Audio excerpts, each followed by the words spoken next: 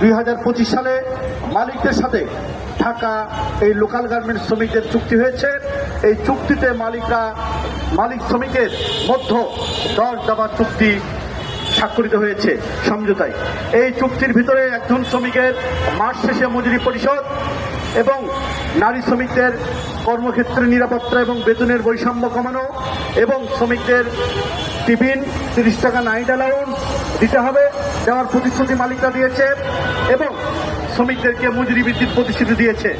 এই ধরনের 10টি দাবি মালিকরা পূরণ করেছে। কিন্তু আমরা লক্ষ্য করছি এখনো পর্যন্ত প্রায় বলা যায় যে অর্ধেক কারখানায় মালিকরা মজুরি বাস্তবায়ন করে নাই এবং শ্রমিকদেরকে নানানভাবে ভয়ভীতি, চাপ প্রয়োগ এবং কাজ করতে বাধ্য করছে কম রেটে। আগামী দিনে সকল কারখানায় মজুরি বাস্তবায়নের জন্য ঢাকা পোশাক প্রস্তুতকারী শ্রমিক সংঘকে আরো সুসংগঠিত, শক্তিশালী করতে হবে। সংগঠন ছাড়া বিকল্প কোনো পথে শ্রমিকদের দাবি অধিকার প্রতিষ্ঠিত হতে পারে না। তাই আসুন ঢাকা পোশাক প্রস্তুতকারী শ্রমিক সংঘকে আমরা শক্তিশালী করি এবং এই চুক্তি বাস্তবায়নে যেই দপ্তর, শ্রম দপ্তর অর্থাৎ কলকারখানা পরিদর্শক যারা আছে তাদেরকে বলবো আপনারা ভূমিকা নেবেন এবং মালিক সমিতিকে আহ্বান জানাবো আজকের এই সমাবেশ থেকে শ্রমিকরা যেন তাদের বকেয়া মজুরি নিয়ে বাড়ি ফিরতে পারে। প্রতিষ্ঠানের ভিতরে সেই ব্যবস্থার দায়িত্বটা অবশ্যই আপনাদেরকে নিতে হবে, অন্যথায় আগামী দিনে শ্রমিকরা মাঠে নামলে এর দায় দায়িত্ব আপনাদেরকে বহন করতে হবে।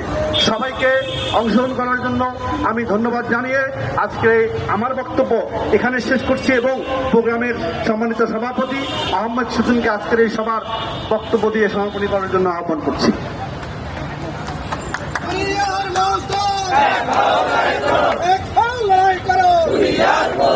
সংগ্রামী সাথী ও বন্ধুগণ,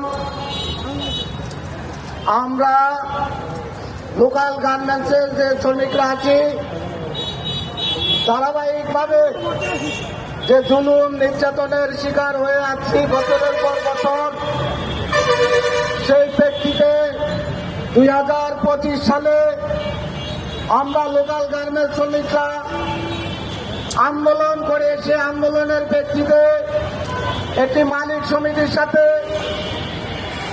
চুক্তি হয়। সে চুক্তিতে মজুরি বাস্তবায়ন করা এবং পুনরায় মজুরি সর্বনিম্ন একটি মজুরি নির্ধারণ করা, শ্রমিকদের নিয়োগপত্র পরিচয়পত্র প্রদান করা এবং শ্রমিকদের কারখানার স্বাস্থ্যকর পরিবেশ তৈরি করা, সর্বক্ষেত্রে শ্রমিকদের আমরা 10 দফার একটি চুক্তি বাস্তবায়ন করতে পেরেছি। কিন্তু